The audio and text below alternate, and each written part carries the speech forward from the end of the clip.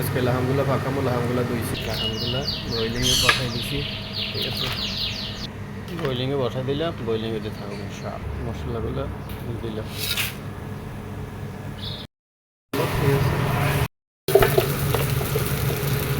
আদা রসুন দিলাম, মশলাগুলো দিয়ে দিলাম। ঠিক আছে, মা ওই বানাইতেছি। ঠিক আছে,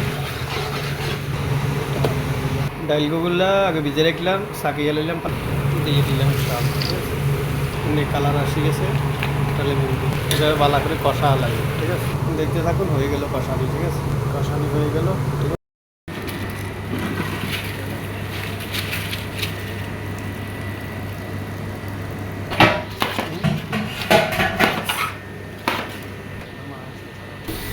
সাকিয়ে রাখলাম।